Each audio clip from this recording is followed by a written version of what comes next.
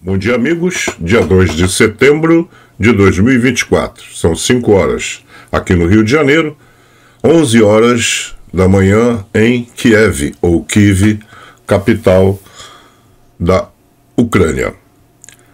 Ontem mostrei um ataque maciço da Ucrânia em alvos militares, refinarias de petróleo, plantas de termoelétricas, alvos válidos militares dentro da Rússia, principalmente na área de Moscou, capital da Rússia, para mostrar que eles não são tão, como o mundo pensava.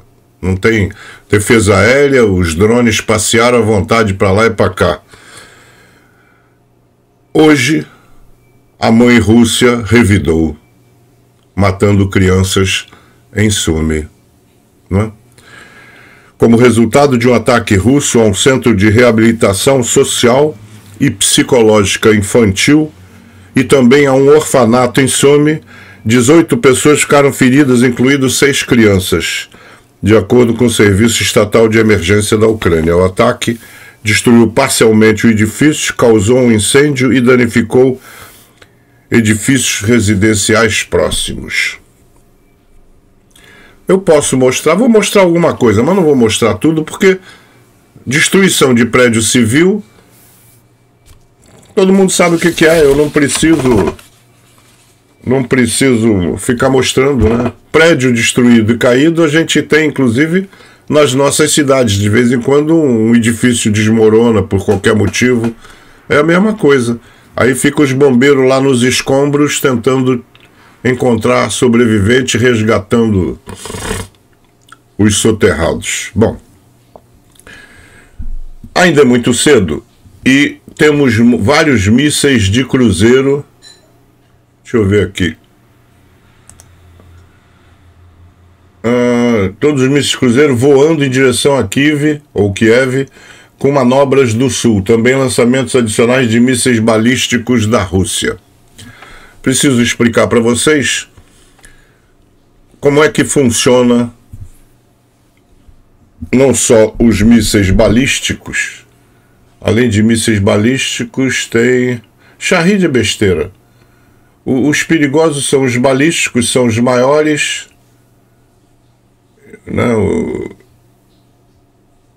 Balístico de cruzeiro. Balístico de cruzeiro, eles voam igual um avião a jato. Então, eles têm uma duração de trajeto de mais de 1 hora, de acordo com o alcance. O que é duração de trajeto? Eu acho que o nome explica. A duração de trajeto é o tempo que ele leva do lançamento ao alvo. Isso chama-se duração de trajeto. Como é que funciona um sistema antiaéreo? Um sistema antiaéreo é composto de várias coisas. Uma cabine de comando e controle, que normalmente é um dos caminhões blindados, que pode ser o próprio lançador, aquele que tem aqueles tubos virados para cima. Um radar de aquisição de alvos. E os lançadores propriamente ditos. Uma bateria de artilharia. Normalmente tem 4 caminhões lançadores. Cada caminhão lançador, dependendo do material, no HIMARS parece que são 6 bocas de fogo, 6 mísseis que podem ser lançados ao mesmo tempo, ou um ATACMS. Por que ou um ATACMS? Porque como ele tem um alcance muito maior, até 300 km, ele é mais robusto. Então, o tubo dele é um só. Ele ocupa todo aquele espaço que é usado por meia dúzia dos outros mais fininhos, digamos assim. Na cabine de comando e controle você tem o CLF, comandante da linha de fogo, normalmente um tenente. Então, o radar de aquisição de alvos localiza os alvos que estão voando. Localiza todos eles e acompanha. Os tubos de lançamento levantam e se preparam para fogo. Mas o acompanhamento começa fora do alcance ainda, É feito o acompanhamento. Quando chega no alcance, no painel do CLF aparece uma luz verde, mostrando que está no alcance. Ele aperta o botão de disparo do míssil que está programado pelo radar. O míssil conversa o tempo inteiro na estação de lançamento com o seu radar. Então, aquele acompanhamento que é feito pelo radar é transmitido para o míssil e o míssil sabe onde será, é calculado não só a duração de trajeto, como é calculado a trajetória de ambos, do míssil e do alvo. Os dois são móveis. Então você tem que calcular o ponto predito. O que é ponto predito? É o ponto aonde vai se encontrar o alvo com o míssil. Isso é um cálculo complicado no tempo que eu tinha que fazer isso com régua de cálculo e tábua de logaritmo, nos anos meia dúzia 5, 65, 70, eu fazia assim. Hoje é moleza. Hoje é moleza. Você pega um celular, aperta um botão e ele calcula para você. Então o sistema da cabine de comando e controle faz esse cálculo todo, ele não precisa se preocupar. Acendeu a luz verde, ele aperta um botão vermelho e é disparado um ou mais mísseis em direção ao alvo, ok? Desculpa a explicação longa, mas me pediram que explicasse como funciona a artilharia antiaérea. O Gepard, que o Brasil tem, é diferente. Ele tem aquele radar que gira rápido em cima dele, além de ter uns outros de localização e aquisição de alvos na frente que são fixos, e tem duas metralhadoras que atiram muitos tiros por minuto. Não sei qual é a cadência, mas é uma cadência rápida. É prr, prr, prr, tá? Isso você vê em qualquer filme aí do YouTube. Então, as duas metralhadoras, de acordo com o radar, vão girando, acompanhando o alvo. Quando chega no alcance, o comandante ali do Gepard aperta, dispara Então, os Shahed normalmente são abatidos com metralhadora, que é muito mais barata a munição do que um míssil de Patriot, por exemplo, que custa mais sei lá, $1 milhão. Então, aqui está o mapa de hoje, né? Mas não tem muita coisa notável. Não tem muita coisa notável, explosões em Poltava e vários drones Shahed ainda em voo. Não tem muita coisa. Na área da Rússia, prédio do Jardim de Infância significativo danificado como resultado da expulsão em Belgorod. Autoridades locais culpam um bombardeio ucraniano. Imagens mostram danos extensos. Sempre que alguma coisa explode e mata prédio civil ou crianças na Rússia, a Rússia logo acusa a Ucrânia. Mas a Ucrânia sempre tem boa pontaria, ela não acerta coisa que ela não quer e ela não vai perder um míssil caro para destruir um prédio civil. Isso é coisa de imbecil. O que acontece aqui normalmente é que a Rússia lança muita bomba planadora, aquelas bombas burras que botaram asa. Botaram asa não é para ela adquirir pontaria, botaram asa para ela adquirir alcance. O avião sobe muito alto e aí lá do alto ele solta a bomba, vai, anda 50, 60 quilômetros planando. Tem pontaria nenhuma. Então, essas explosões normalmente na Rússia que acertam prédios civis, normalmente são essas bombas burras planadoras que erram o alvo. Claro, ela não tem pontaria, não tem GPS para dirigir ela. Se tiver é um GPS muito rudimentar, não dirige coisa nenhuma, e volta e meia elas caem no próprio território russo. E o russo, como sempre foi mentiroso, nunca falou a verdade na vida, ele corre para... ele corre... tem que rir, né? Tem que rir. Tem gente que ainda acredita em russo. Engraçado que não acredita em Papai Noel e acredita em russo. Eu prefiro acreditar em Papai Noel, é muito melhor. Como eu disse, muita coisa ainda está voando, mas a Força Aérea Ucraniana informou sobre o ataque russo essa madrugada com mísseis e drones. E aí, dos 16 mísseis balísticos Iskander-M KN-23, 9 foram abatidos. Dos 14 mísseis de cruzeiro KH-101, 13 foram abatidos. 4 mísseis balísticos S-300 ou 400, 0 abatidos. Por que 0 abatidos? Porque isso é um míssil antiaéreo. Ele é supersônico, não é subsônico como os outros que voam igual avião a jato. Esse voa muito rápido. Além disso, normalmente eles são disparados ali da fronteira. Então, não dá tempo para nada. É 1 segundo, não tem jeito. O radar nem consegue se virar direito para ele, ele já chegou. Teve também um míssil de tipo desconhecido e não foi abatido. Não sei onde é que bateu, mas provavelmente destruiu alguma casa civil. E dos 23 drones Shahed, 20 foram abatidos. Os 3 que não foram abatidos é porque iam cair no mato. Além disso, um míssil de cruzeiro KH-101 e 3 drones Shahed não atingiram seus alvos, que foi o que eu falei, e se perderam no local. Aqui, imagens de Kiev, como é que ficam os prédios atingidos. Tem um monte disso, eu não vou ficar mostrando, porque vocês sabem o meu gosto já. Vocês já me conhecem, né? Vocês fizeram chegar aos 100 mil inscritos, então eu não preciso explicar. Eu mostro coisas boas, graças a Deus. Aqui nós temos aquele helicóptero Mi-8 que caiu em Kamchatka, tá? Então, ele caiu, deve ter sido um acidente, alguma coisa, mas as 22 pessoas que estavam a bordo morreram. Então isso aconteceu lá na Rússia.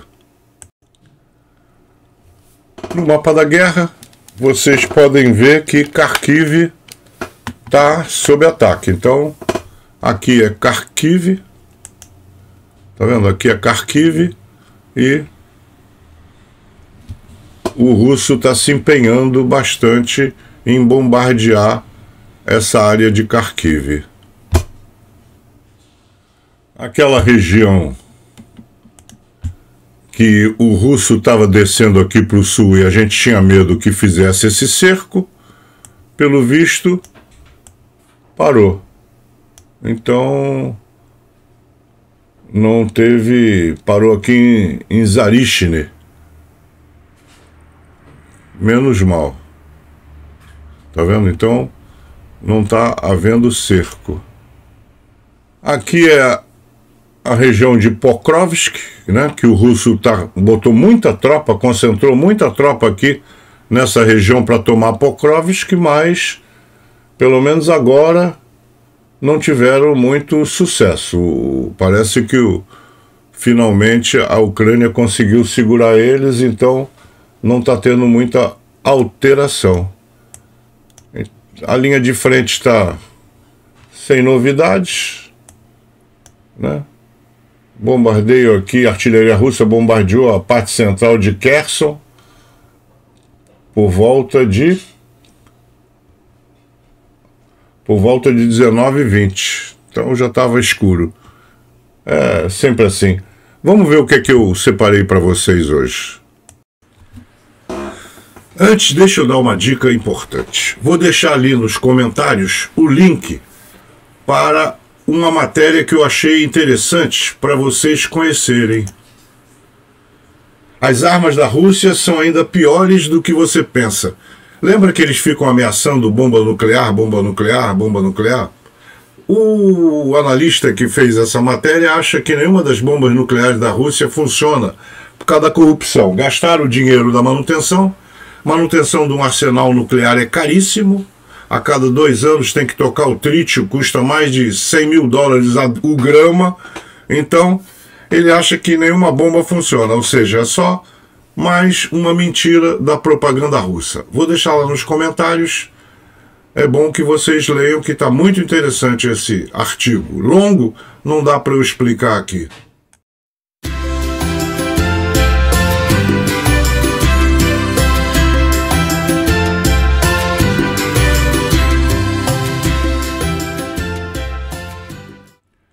Roman Polyansky, da Ucrânia, tornou-se o medalhista de prata nas Paralimpíadas de 2024 em duplas individuais na classe PR1. Esta É a terceira medalha de Polianski em sua carreira no remo acadêmico das Paralimpíadas. Oksana Zubkovska é a campeã das Paralimpíadas de 2024 no salto em distância da classe T12 pela Ucrânia. A atleta ucraniana de atletismo venceu com resultado de 5,78 metros. Esta é a quinta medalha de ouro consecutiva de Zubkovska nas Paralimpíadas. Parabéns. 19 medalhas para a Ucrânia depois de 3 dias de Paralimpíadas em 2024. Uma de ouro, 9 de prata e 9 de bronze. Então, em plena guerra, com todo o sofrimento do povo, os para-atletas da Ucrânia estão dando um show nesta Olimpíada.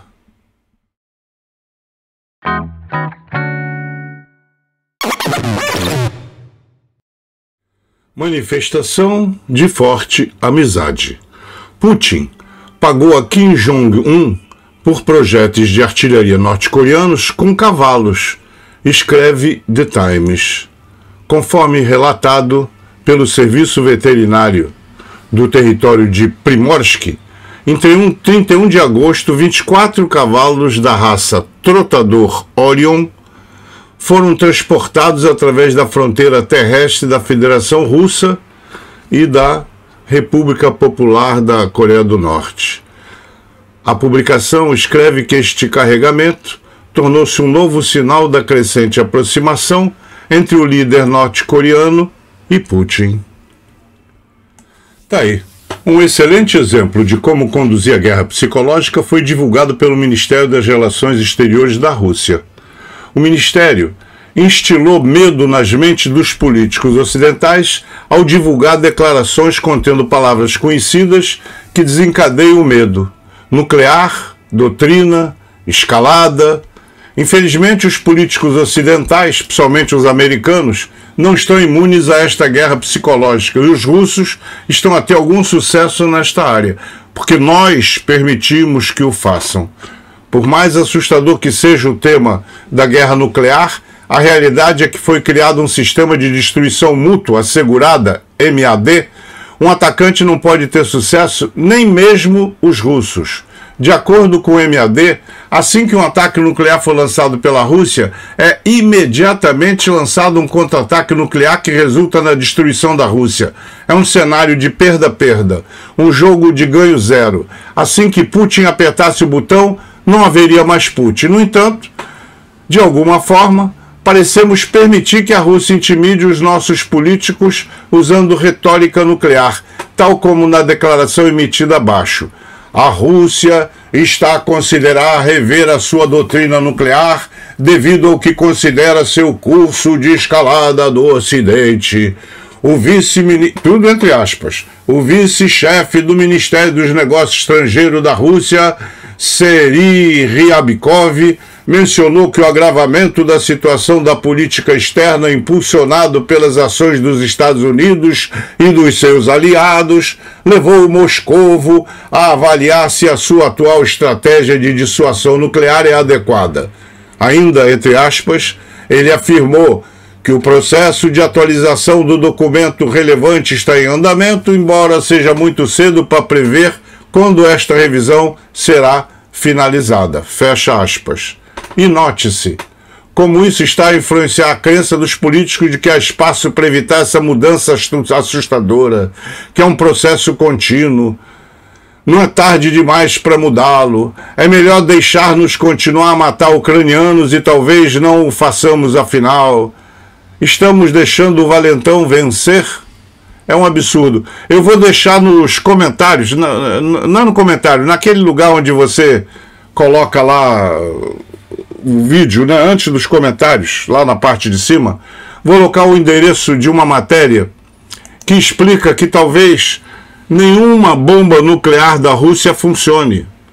A manutenção é caríssima. A cada 2 anos tem que trocar o trítio de todas as bombas e custa mais de $100 mil cada grama de trítio. Então, só aí já inviabilizaria, num país que a gente conhece, que todo mundo rouba, a corrupção impera.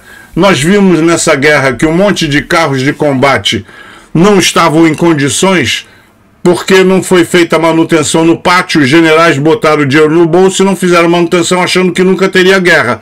Pátio cheio de tanques e tudo estragado. Do mesmo jeito, as bombas nucleares vão estar assim. Outra coisa, uma bomba nuclear não funciona sem o plutônio.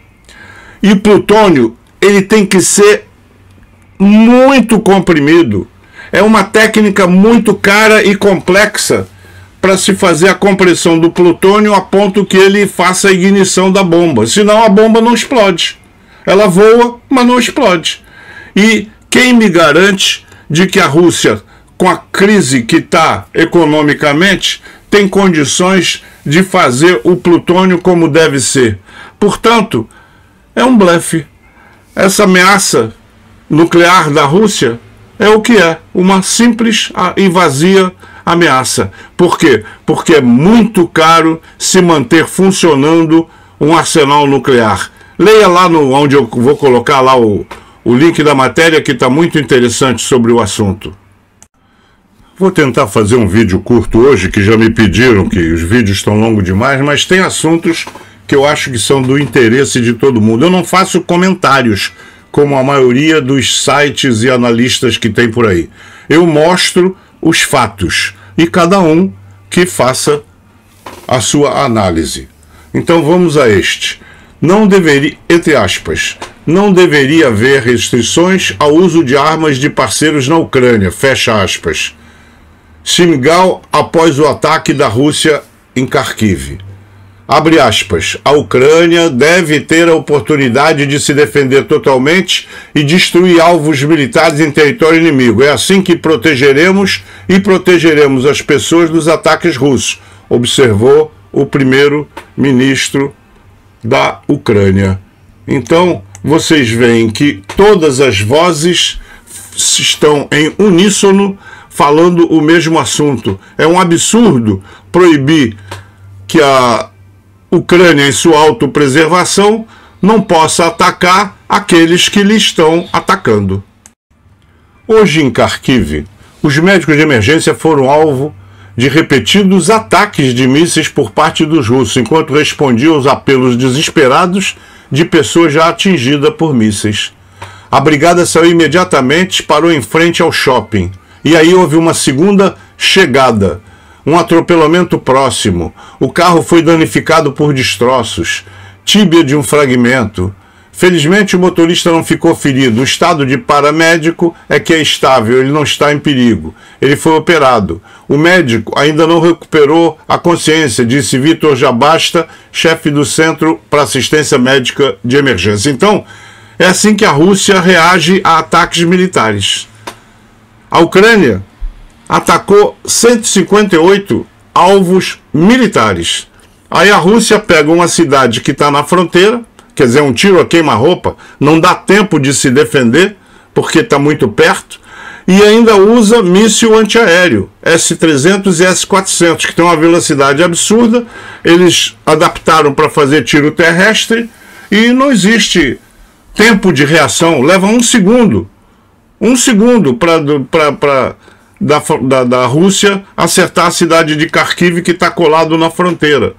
Então, é um absurdo. Então eles fizeram uma onda, acertaram um shopping, mais de 40 pessoas, entre mortos e feridos, e quando chegam os paramédicos e as ambulâncias, eles jogam uma segunda onda para destruir bombeiros e médicos. Eu não queria mostrar isso, mas não se fala outra coisa, então vai lá. Palácio dos Esportes de Kharkiv. Pelo menos 6 impactos foram registrados perto do complexo esportivo, alguns dos quais atingiram o solo, informou a Rova. Ainda pode haver pessoas sobre os escombros, por isso as operações de busca e resgate continuam. A Rússia está ficando sem sistemas de defesa aérea. Os últimos S-300 para proteger a Crimeia foram trazidas das ilhas Kurilas. ex-comandante de companhia do batalhão Aidar, o especialista militar Yevgeny Gitch, ou aliás Dik, informou que a Rússia não tem mais recursos suficientes para proteger a Crimeia, enquanto as forças armadas ucranianas continuam a atacar a península. Entre aspas, deixe-me lembrá-lo que apenas no último mês destruímos 15 sistemas de mísseis antiaéreos russos na península da Crimeia, e estes não são alguns Pantsir, mas estamos falando de sistemas S-300 e S-400 SAM. Na semana passada, 2 sistemas SAM S-300 e um S-400 foram destruídos na Crimeia. Isso não é de todo acidental, é uma estratégia absolutamente bem pensada, que é muito eficaz e produz resultados. Para trazer novas defesas aéreas para lá, eles a levam de qualquer lugar. Já vimos como retirar os últimos S-300 das Ilhas Kurilas. Isso é algo que era impossível imaginar nos tempos soviéticos, que o Extremo Oriente ficaria descoberto. Já vimos como retirar os sistemas do Ártico. Na realidade, os russos não têm defesa aérea suficiente, disse Yevgeny Dik. A Alemanha transferirá o sistema de defesa aérea Iris-T para a Ucrânia em um novo pacote de ajuda militar. O pacote também inclui 26 drones de reconhecimento vetorial, 14 mil projéteis de obuseiro 155mm, 10 navios de superfície não tripulados, 55 mil kits de primeiros socorros, armas e muito mais. A 59 Brigada repele um ataque das Forças Armadas Russas perto de Pokrovsk, destruindo 12 unidades de equipamento. Então, é mais uma grande perda, difícil de ficar recompletando para a Rússia.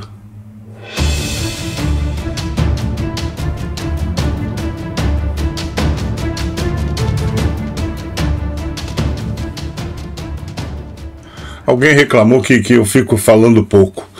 Eu estou mostrando no vídeo. Eu não preciso ficar aqui descrevendo o que você está vendo. Ah, bum, explodiu. Não. Estou mostrando o vídeo. Por isso eu fico calado.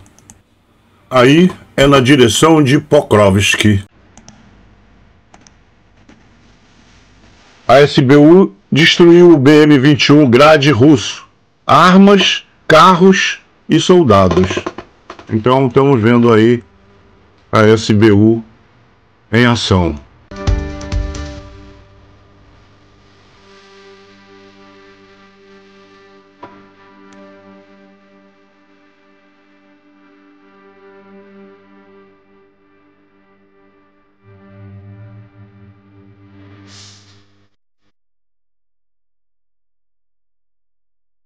Para não ficar assim em silêncio e eu não ficar falando bobagem, eu vou colocar música toda vez que tiver um filme desse que não tem som.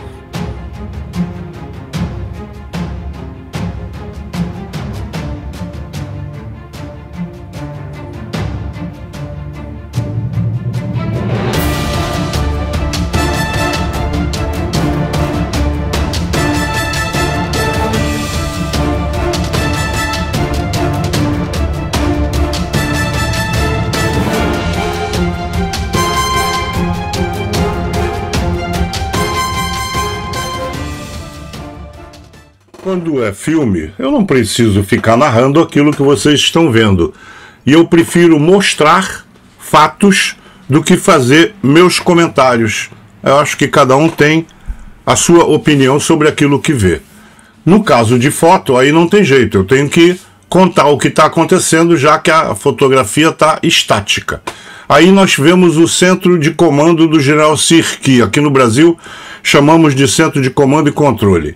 Na direção do ataque principal do inimigo, a situação é difícil, mas todas as decisões necessárias a todos os níveis são tomadas sem demora. Apesar de o inimigo ter vantagem em número de armas e pessoas, graças aos nossos soldados, sofre perdas significativas. A luta pela Ucrânia continua. Então, palavras do general Sirki, comandante em chefe das Forças Armadas da Ucrânia. Imagens dos 3 locais de ataque com mísseis russos em Kharkiv ontem. A filmagem é publicada com atraso por razões de segurança. O número de vítimas em Kharkiv aumentou para 41, incluindo 5 crianças. Os golpes foram infligidos em 3 locais: o Palácio dos Esportes de Kharkiv, um shopping center no acadêmico Pavlov e no distrito de Saltiv, e perto do Hidroparque no distrito de Kiev, informa o chefe da OVA, Oleg Sinegubov. Zelensky disse: todas as forças necessárias para a operação de resgate estão envolvidas, e todas as forças necessárias do mundo devem estar envolvidas para acabar com esse terror. Isso não requer força extraordinária, mas sim coragem suficiente dos líderes, a coragem de dar à Ucrânia tudo o que necessita para sua defesa. Todos os passageiros e tripulantes do helicóptero russo Mi-8 que caíram em Kamchatka ontem morreram. De acordo com os serviços de emergência, a condição dos destroços indica que não havia chance de sobrevivência para aqueles a bordo. Que bom. Olha aquilo que eu venho dizendo já por diversas vezes. As forças russas estão, entre aspas, libertando Sudza, na região de Kursk, usando suas táticas preferidas de terra arrasada. Uma foto mostra um estádio de gelo atingido por uma bomba russa Kabi. Correspondentes militares russos declaram abertamente que a cidade inteira logo será varrida do mapa. Olha que coisa absurda. É a Rússia arrasando cidades russas. Aquilo que ela faz com o inimigo, faz com o amigo. Não dá para entender. Esse pessoal é psicótico, psico alguma coisa, não sei nem o nome, não sou te contar. Coisa de doido. Os Estados Unidos consideram improvável que o F-16 tenha sido abatido por fogo amigo de um sistema Patriot, de acordo com New York Times, citando 2 altos oficiais militares dos Estados Unidos. Os investigadores estão se concentrando na possibilidade de falha mecânica ou erro do piloto. Isso aí é o material troféu, né? Recolhido na região de Kursk nos últimos dias. Então, aquilo que os soldados vão recolhendo do inimigo vira troféu, né? Tá aí a coleção nova. Na região de Kursk, um operador de drone kamikaze do grupo Korny, da Brigada 116 Brigada Mecanizada Separada, mirou habilmente em soldados russos em uma estrada. Então você vê que a turma está ficando boa nisso. Afinal, é uma coisa em movimento tentando acertar outra em movimento, né? Então, não é fácil como parece. Assistir o filme é mais fácil do que lá perseguir o soldado que está fugindo. Obus autopropulsados SPGs búlgaros de 122 mm, 2 S-1 Gvozdika, foram observados em uso pelas forças ucranianas com base em fotos. não houve anúncios públicos sobre a Bulgária fornecer esses SPGs para a Ucrânia. No entanto, em 6 de março, o correspondente militar búlgaro Tsvetan Alexandrov mencionou que equipamentos militares das reservas profundas da Bulgária estavam sendo enviados para a Ucrânia, acompanhados por uma foto. A Holanda está entregando 28 máquinas rastreadas Viking para a Ucrânia. O anúncio foi feito pelo ministro da Defesa da Holanda, Ruben Brekelmans. A Ucrânia precisa desesperadamente da nossa ajuda na luta contra o agressor russo. O nosso apoio à Ucrânia continua a manter a Rússia sob controle, disse Brekelmans. O Viking é um veículo anfíbio blindado que pesa cerca de 11 toneladas, viajando a uma velocidade de 65 km por hora em terra e até 5 km na água. Vídeo mostrando outro ângulo do momento em que o drone ucraniano atingiu a refinaria russa de Moscou, uma das maiores do país. Repare que o drone atinge exatamente a área da torre de destilação, elemento central de qualquer refinaria. Ao fundo se ouve disparos de armas leves. Impressionante, a capital da Rússia não tem defesa antiaérea. É um absurdo. Vai, passou вниз. Ебать.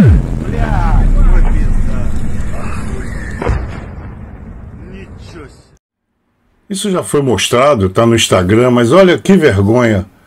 O drone passeia, é um aviãozinho, é um teco-teco. Ele passeia pela capital da Rússia e impunemente. Tá vendo? Cobertor curto é assim. Se manda a defesa antiaérea lá para lutar na Ucrânia, deixa o resto do país todo desguarnecido.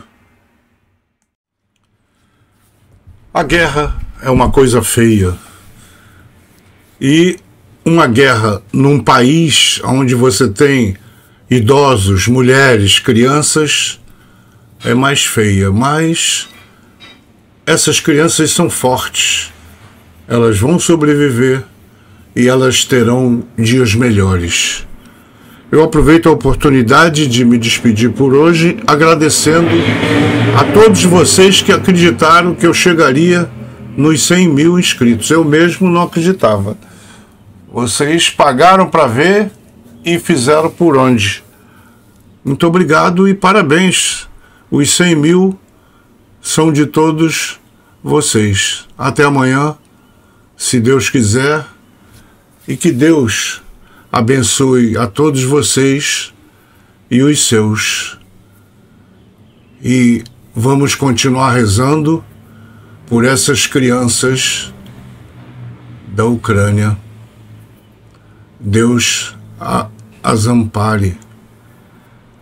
E que os políticos parem com as frescuras de proibir a pobre da Ucrânia de se defender do gigante urso.